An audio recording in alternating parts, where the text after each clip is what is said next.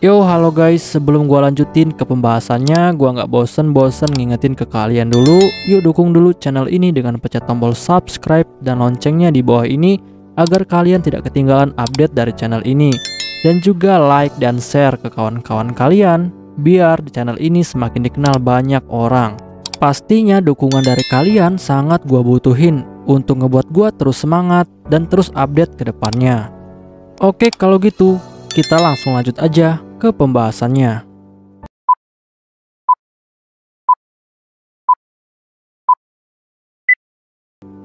Yo, halo guys, kali ini gue bakal ngebahas light novel seri Genshoki volume keempat chapter pertama.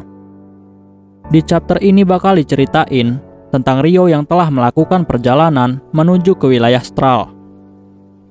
Untuk kalian yang belum nonton chapter sebelumnya, silahkan ditonton terlebih dahulu. Beberapa hari telah berlalu sejak Ryo pergi meninggalkan desa Kasmo. Dan akhirnya Ryo pun sampai di wilayah desa Pararoh. Dan saat Ryo sudah mulai dekat dengan desa Pararoh, Ryo pun lalu berpikir, apakah keadaan Latifah baik-baik saja? Dan tiba-tiba Ryo pun lalu merasakan bahwa ada beberapa orang yang terbang ke arahnya. Dan ternyata salah satu dari mereka adalah Latifah. Lalu setelah itu, Latifah pun dengan antusias langsung menyambut kedatangan dari Ryo. Bahkan Latifah langsung memeluk Ryo karena dia sangat merindukannya. Dan setelah Ryo dan juga yang lain sampai di desa Pararoh, Ryo pun langsung disambut oleh para tetua dari desa Roh. Dan mereka pun langsung menyambut kedatangan dari Ryo. Dan tidak kalah hebohnya, ternyata Orpia, Sarah dan juga Alma, mereka juga sangat senang dengan kedatangan dari Ryo. Bahkan mereka berebut untuk dipuji oleh Ryo. Setelah itu, Ryo pun langsung diajak untuk menuju ke balai kota yang ada di desa Pararoh.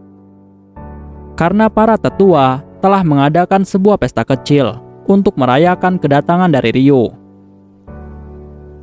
Dan yang hadir di pesta itu adalah tetua ras elf, yaitu Sildora, tetua ras dwarf, yaitu Dominic, dan juga tetua dari ras Beastman, yaitu Ursula. Bahkan Latifah, Sarah, Orpia dan juga Alma, mereka juga ikut di dalam pesta ini. Dan akhirnya pesta penyambutan pun dimulai. Dan selama pesta itu, Ryo pun lalu menceritakan tentang semua yang telah terjadi kepadanya saat dia mengunjungi wilayah Yagumo. Ryo bilang kepada mereka bahwa saat dia sampai di wilayah Yagumo, dia sempat kesulitan untuk mencari informasi tentang kedua orang tuanya. Tetapi saat dia berkunjung ke desa Kasmo, akhirnya dia bertemu dengan neneknya dan juga sepupunya. Lalu setelah itu, dia pun tinggal di desa itu selama beberapa bulan. Dan setelah Ryo menceritakan tentang neneknya dan juga Ruri kepada mereka semua, Latifah pun langsung bilang kepada Ryo bahwa dia tidak menyangka jika Ryo memiliki seorang nenek dan juga sepupu. Lalu Ryo memberitahu Latifah bahwa neneknya dan juga sepupunya sangat ingin bertemu dengan Latifah. Dan Latifah yang mendengar itu, dia pun menjadi sangat antusias. Dan dia bilang kepada Ryo bahwa dia juga ingin bertemu dengan mereka. Tetapi Ursula dan juga para tetua yang lain yang mendengar hal itu, mereka pun menjadi sedikit agak cemas. Dan mereka bilang kepada Ryo jika wilayah Yagumo itu adalah wilayah yang sangat jauh. Tapi Ursula lalu bilang kepada Ryo bahwa saat ini bukanlah saatnya mereka untuk membahas tentang masalah ini. Dan Ryo yang mendengar itu, dia sebenarnya tidak tahu kenapa Ursula dan juga yang lain terlihat sangat cemas dengan hal itu. Lalu setelah itu, tetua ras elf langsung bertanya kepada Ryo, berapa lama Ryo akan tinggal di desa Pararoh. Dan Ryo pun lalu memberitahu mereka bahwa dia mungkin akan tinggal di desa ini beberapa bulan saja. Dan dia berencana untuk pergi dari desa roh sebelum musim dingin dimulai. Dan setelah itu, dia akan menuju ke wilayah Stral. Latifah yang mendengar itu, dia pun menjadi sedikit agak sedih. Tetapi Rio bilang kepada Latifah bahwa dia berjanji pasti dia akan segera kembali lagi dan menemui Latifah. Dan Ursula lalu bilang kepada Rio bahwa jika ada persediaan Rio yang sudah habis, maka dia akan segera menyiapkan semuanya untuk perbekalan Rio selama perjalanan. Rio yang mendengar itu, dia pun langsung berterima kasih kepada Ursula. Tetapi Rio lalu bilang kepada Ursula bahwa ada sesuatu hal yang sangat dia butuhkan saat perjalanan. Dan ini adalah sebuah ide yang baru saja dia temukan saat dia mengunjungi wilayah Yagumo. Dan ide itu adalah untuk menciptakan sebuah rumah portable. Dan Rio juga menjelaskan kepada mereka bahwa rumah portable itu adalah sebuah alat yang dapat digunakan untuk menginap di alam terbuka. Dan juga alat itu akan mudah untuk dibawa kemana-mana. Sehingga saat Rio ingin menginap di suatu tempat, maka dia tinggal menggunakan rumah portable ini. Bahkan rumah portable ini mampu melindunginya dari hujan, panas, serangan hewan buas, dan juga yang lain. Dan alat ini sangat akan membantu di dalam perjalanannya.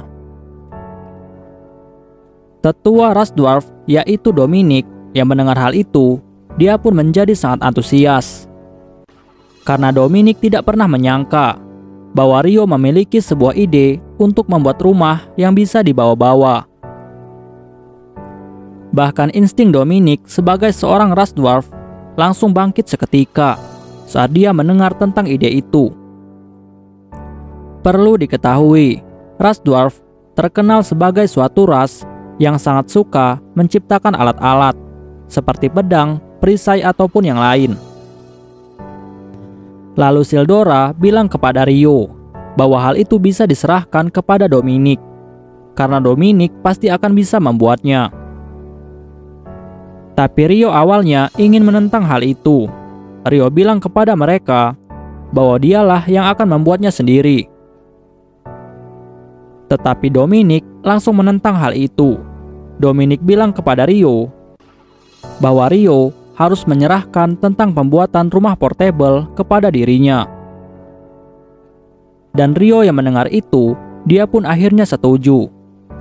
Dan Rio pun mulai memberikan penjelasan kepada Dominic tentang rumah portable, sehingga Dominic nantinya akan bisa membuatnya. Dan pembicaraan pun akhirnya selesai. Keesokan harinya, Rio, Latifah, dan juga yang lain sedang berjalan-jalan di perkebunan. Tetapi tiba-tiba, mereka pun lalu didatangi oleh roh penguasa dari pohon raksasa, yaitu roh Dryas. Dan Dryas yang melihat Rio, dia pun langsung menyapa Rio, karena dia tidak tahu jika Rio sudah kembali. Lalu Dryas langsung mencoba menganalisa keadaan Rio. Dan Dryas bilang kepada Rio bahwa saat ini roh yang ada di tubuh Rio masih tertidur. Tetapi kehadiran dari roh itu terasa lebih kuat dari sebelumnya. Dan kemungkinan roh itu akan terbangun sebentar lagi. Dan setelah mereka selesai berjalan-jalan, akhirnya hari pun mulai gelap. Lalu Rio dan juga yang lain akhirnya memutuskan untuk segera pulang. Beberapa hari telah berlalu sejak Rio sampai di desa para roh. Dan saat ini Rio ingin menemui Dominic untuk melihat perkembangan dari pembuatan rumah portable. Dan setelah Rio sampai di sana, Rio pun lalu melihat jika pembuatan rumah portable berjalan dengan sangat baik. Lalu Dominic bilang kepada Rio bahwa Rio tidak usah khawatir tentang masalah ini, karena pembuatan kali ini dia sendirilah yang akan mengaturnya. Rio yang mendengar itu, dia pun langsung berterima kasih kepada Dominic. Dan Rio juga bilang kepada Dominic bahwa sebelumnya dia tidak pernah menyangka bahwa pembuatan rumah portable ini ternyata lebih bagus dari apa yang dia bayangkan. Dan Dominic yang mendengar itu, dia pun langsung tertawa. Lalu Dominic juga memberitahu Rio bahwa rumah portable ini dilengkapi dengan banyak ruangan. Dan Rio yang mendengar itu, dia pun lalu bilang kepada Dominic bahwa ruangannya terlalu banyak karena dia hanyalah satu orang. Tetapi Dominic langsung bilang kepada Rio bahwa nantinya Rio itu pasti akan menikah dan memiliki banyak keluarga, sehingga dia sengaja membuat ruangan yang lebih banyak. Rio yang mendengar itu, dia pun hanya bisa terdiam karena Rio berpikir bahwa dia tidak punya rencana untuk memiliki banyak istri. Bahkan Rio tidak berpikir untuk menikah. Dan Rio akhirnya memutuskan untuk tidak mempermasalahkan hal ini. Lalu setelah itu, Dominic pun melanjutkan pekerjaannya, dan pembicaraan pun akhirnya selesai. Dan setelah 1 bulan berlalu, akhirnya rumah portable telah selesai dibuat. Dan Rio melihat bahwa rumah itu terlihat benar-benar besar. Bahkan rumah itu memiliki fasilitas yang lumayan lengkap. Dan untuk malam ini, Rio pun akhirnya memutuskan untuk menguji terlebih dahulu rumah portable yang sudah selesai dibuat. Dan ternyata yang ingin mencobanya bukan hanya Rio. Bahkan Latifah, Sarah dan juga Vera ingin mencobanya. Dan akhirnya semua orang juga ingin mencobanya. Dan mereka bergantian di setiap malam. Dan setiap hari pun akhirnya terus berlalu dengan dipenuhi kegembiraan. Dan tidak lama, akhirnya akan tiba musim dingin. Dan besok, Rio akan berangkat menuju ke wilayah Stral dan akan meninggalkan desa Roh. Dan saat ini, Rio sedang mandi sambil memikirkan tentang hal itu.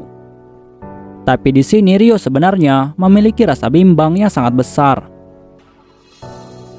Tapi tiba-tiba, saat dia sedang mandi, ada yang mengetuk pintu kamar mandi. Ternyata orang itu adalah Latifah. Dan Latifah lalu bilang kepada Rio bahwa dia ingin mandi bersama dengan Rio. Tapi Rio yang mendengar itu, dia pun langsung bilang kepada Latifah bahwa hal itu adalah hal yang tidak pantas. Tetapi Latifah terus memaksa. Dan Latifah langsung memohon kepada Rio hanya untuk hari ini saja. Dan Rio yang mendengar itu, dia pun tidak punya pilihan selain setuju. Dan mereka pun akhirnya mandi bersama. Lalu setelah itu, Latifah pun lalu menawarkan Rio untuk menggosokkan punggung Rio. Dan Rio yang mendengar itu, dia sebenarnya merasa sangat bingung. Tetapi dia tidak punya alasan untuk menolak. Dan akhirnya, Latifah pun langsung mencuci punggung dari Rio. Walaupun Rio sebenarnya merasa tidak nyaman.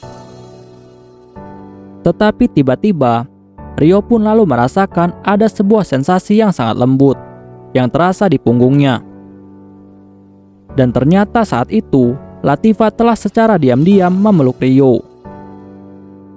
Dan Rio yang mengetahui hal itu, dia pun lalu bertanya kepada Latifah, kenapa Latifah tiba-tiba melakukan hal itu. Tetapi Latifah tidak menjawabnya. Dan Latifah langsung bilang kepada Rio, apakah Rio pasti akan kembali untuk bertemu dengannya. Dan Rio lalu menjawab bahwa pasti dia akan kembali. Keesokan harinya, saat ini Rio telah siap untuk berangkat menuju ke wilayah Stral dan pergi meninggalkan desa para roh. Dan Rio pun mulai berpamitan dengan semua orang yang ada di desa roh, terutama para tetua dan juga Latifah. Lalu Ursula memberikan suatu artefak kepada Rio. Dan artefak itu adalah sebuah batu kristal yang bisa digunakan untuk melakukan teleportasi. Lalu Ursula langsung menjelaskan semuanya kepada Rio. bahwa dengan menggunakan artefak ini, maka Ryo akan bisa kembali ke desa ini dengan sangat mudah.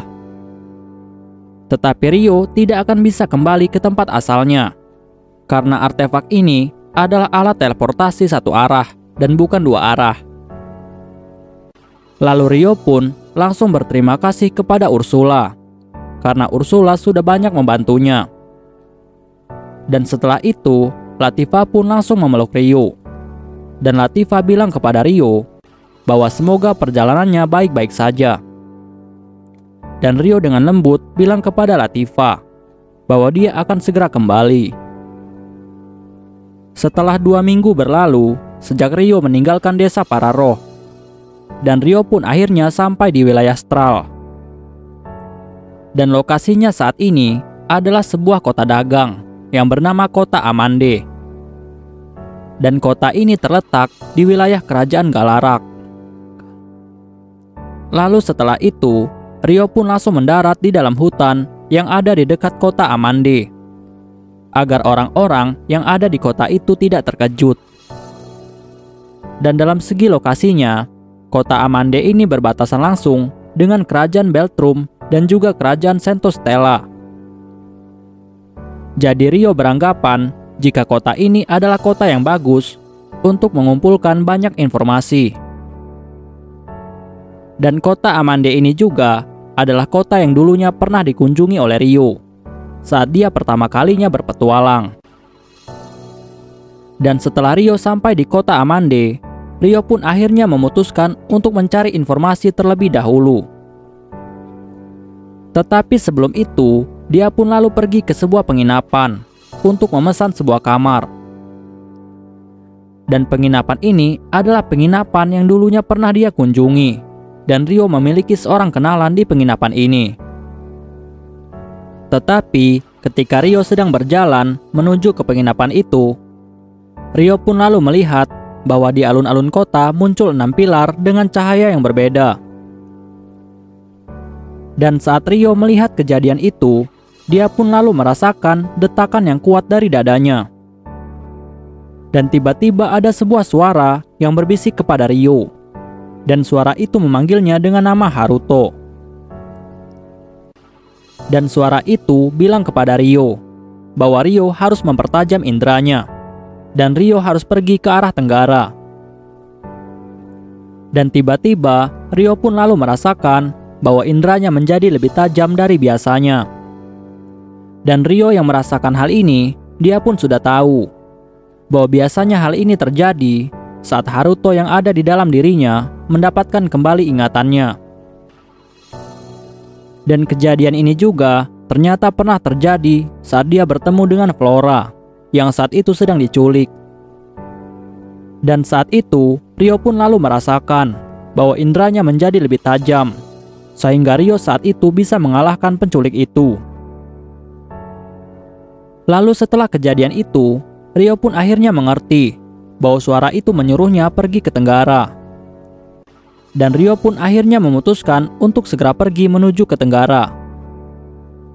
Dan setelah Ryo sampai di tempat tujuan, ternyata di sana dia menemukan ada 3 jejak kaki. Dan ketiga jejak kaki itu mengarah ke sebuah kereta kuda yang sedang berjalan menuju kerajaan Sentostella. Dan Ryo beranggapan bahwa suara sebelumnya telah menuntunnya untuk bertemu dengan 3 orang ini.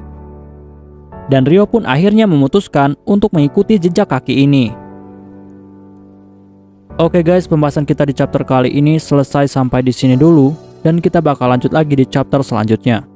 See you next time, bye bye.